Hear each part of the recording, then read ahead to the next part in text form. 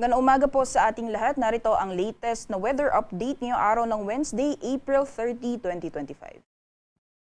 Sa kasalukuyan po ay may binabantayan tayong low pressure area. As of 3 a.m. ay huli itong namataan sa layang 805 kilometers silangan ng katimugang bahagi ng Mindanao. Ang nasabing low pressure area sa ngayon po ay mababa pa rin ang tsansa na ito ay magiging isang ganap na bagyo at nakapaloob ito or embedded sa Intertropical Convergence Zone or ITCZ na nakakaapekto sa Mindanao pati na rin po sa Palawan.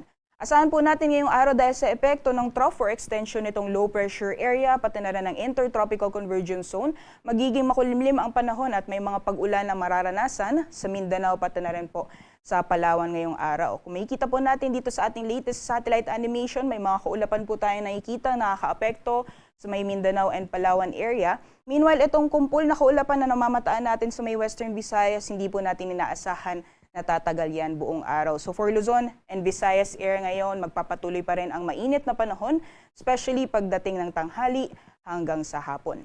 Samantalang sa mga susunod na araw, itong sinasabing low pressure area, inaasahan natin unti-unti po itong lalapit sa ating kalupaan.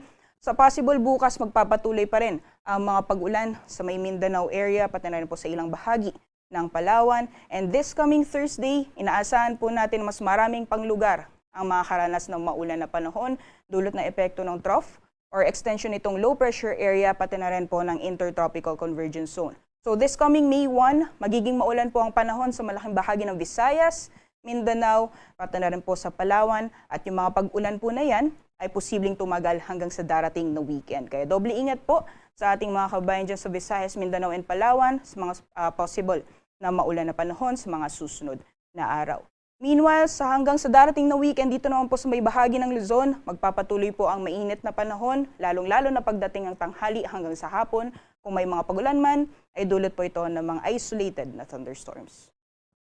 So magiging lagay po ng panahon ngayong araw dito sa Luzon. Inaasahan po natin magpapatuloy pa rin ang mainit na panahon sa malaking bahagi ng Luzon area, dulot po ng epekto ng easterlies or yung mainit at malinsahang hangin na nagagaling sa karagatang Pasipiko. Kung may mga pagulan man, ay dulot po ito ng mga isolated na thunderstorms, mga panandalian at biglaang buhos ng ulan na mas madalas nararanasan sa hapon o sa gabi.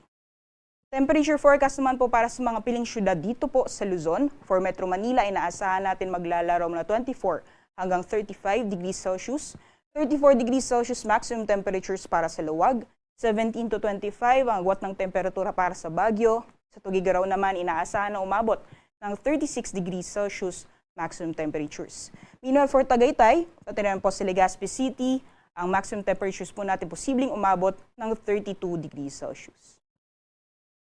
Samantalang sa magiging lagay naman po panahon for the rest of the country, sa malaking bahagi po ng Palawan and Mindanao, ay inaasahan po natin ang makulimlim na panahon at may mga kalat-kalat mga pulan dulot na epekto ng trough or extension ng low pressure area na nakakaapekto sa may southeastern portion ng Mindanao. And for the rest of Mindanao as well as sa Palawan, magiging maulan din po ang panahon dulot na epekto ng Intertropical Convergence Zone. For Visayas naman po, inaasahan po natin ng partly cloudy to cloudy conditions, and kung may mga pagulan man ay dulot po ito ng mga isolated na thunderstorms. Temperature forecast po para sa mga piling syudad dito po sa Palawan. For Kalayaan Islands po, maximum temperature sa abot ng 31 degrees Celsius and 32 degrees Celsius maximum temperatures naman para sa Puerto Princesa. For Visayas, maximum temperatures for Iloilo aabot ng 34 degrees Celsius ngayong araw, 26 to 32 for Metro Cebu at 26 to 33 degrees Celsius naman para sa Tacloban. Meanwhile, for Mindanao area naman po sa Zamboanga, inaasahan natin maglalaro mula 24 hanggang 33 degrees Celsius, and maximum temperature din po for Metro Davao maaaring umabot ng 33 degrees Celsius, and sa Cagayan de Oro naman po ay maglalaro mula 25 hanggang 31 degrees Celsius.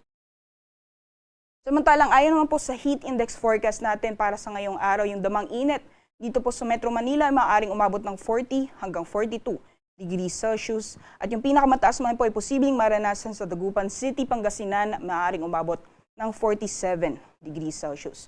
So besides po dito sa mga areas ng Metro Manila, pati na po ng Dagupan City, Pangasinan, maaaring maranasan pa rin po yung danger levels na heat indices or yung values na 42 hanggang 47 degrees Celsius sa ilang lugar po sa ating bansa, particularly sa 17 lugar dito po sa ating kapuluan. At karamihan po dyan ay sa Central Luzon, pati na po sa Bicol region. So doble ingat pa rin po sa ating mga kabayan. As much as possible po, manatili tayong hydrated ngayong araw.